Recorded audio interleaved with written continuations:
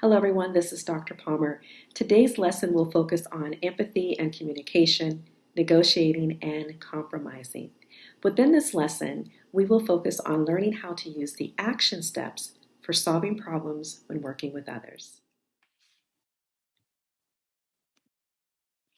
Let's take a look at this picture. What is the problem here?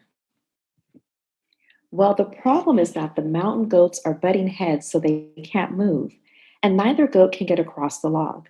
Both goats want to get to the opposite side of the log, but neither will let the other go first, and neither goat is willing to compromise. So they're going nowhere. You see, the two goats in this cartoon are clearly not working together to solve their problem. They are in a lose-lose situation, meaning that neither one of them will end up getting where they want to go. So, how would you define a win win situation?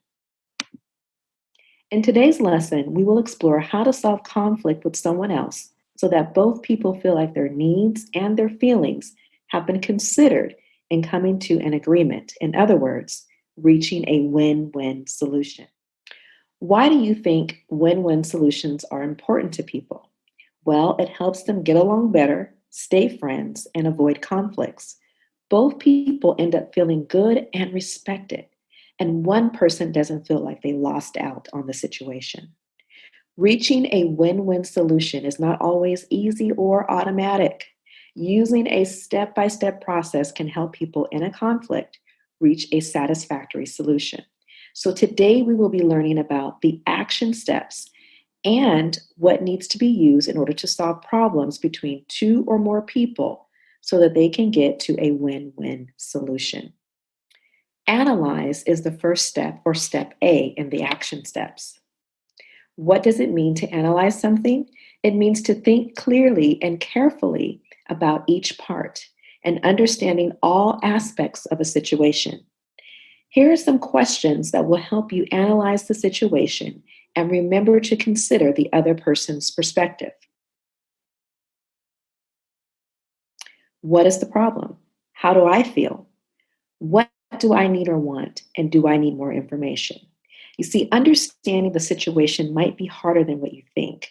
People tend to look at a problem only from their own point of view, especially when they are angry and or upset.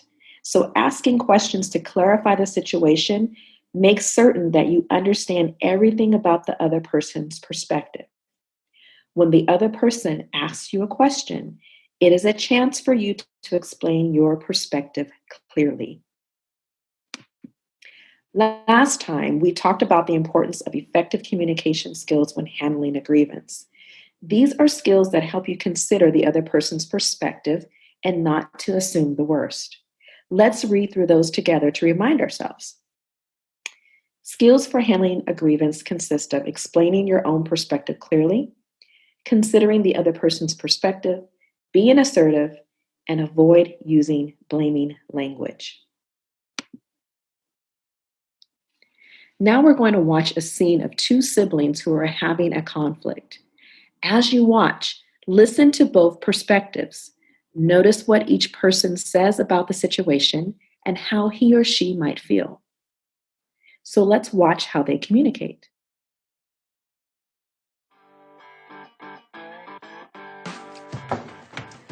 You guys are late. I have to get to work. I am not happy with you two. Where's your brother, Nina? He never came. I had to walk all the way home. That's why I'm late. He forgot to pick you up otra vez? Ay, Emilio. Listen, when your brother gets home, you tell him that we need to talk, huh? Sí.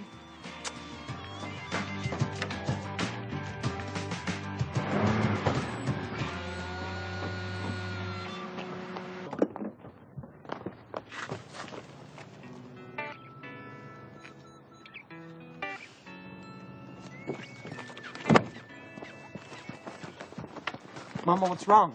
You forgot to pick up your sister. That was today? Oh, I'm sorry. We were at Gustavo's house and we Emilio, we agreed you would get to use the car if you helped drive your sister around. She has places to go just like you. I can't spend all of my time being a taxi service. I know, Mama. This is the second time you left her without a ride home. I'm sorry. I'll make it work, okay? Hablamos más tarde. I have to get to work.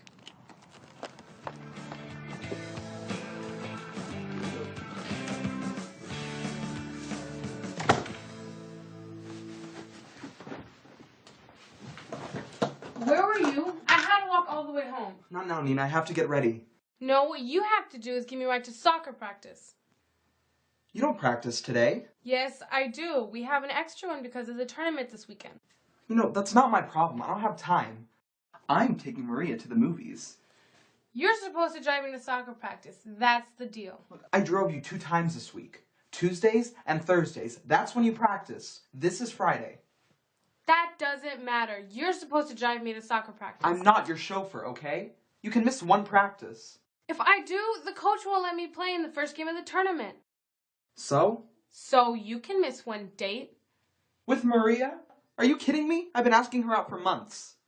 You're giving me a ride to soccer practice. Think again, hermanita. After watching the video, let's take some time to reflect and think. With your partner, friend, or family member, let's take a look at handout 4A, Analyze the Situation. Within your handout, describe the problem from the person's perspective, describe how that person feels, and then describe what the person needs or wants. And then last, take some time to think and reflect. Does either character need more information? And if so, what? Let's use our analysis of the situation and come up with one sentence that describes the problem from both points of view. This is called a neutral problem statement. I'll say it again, a neutral problem statement. When you think about how to view a problem in a neutral way, it means that you are being open-minded and that you have a positive attitude towards the situation and that you're avoiding using blaming language. That means you avoid blaming the other person. So we can start a sentence this way. The problem is Nina and Emilio need to be at different places at the same time. There is only one car and one driver. See, when we describe the situation and create a sentence that way, we're describing a problem this way so both people feel that their perspective is important and that no one is feeling blamed. After you understand what the problem is, you can think about possible solutions.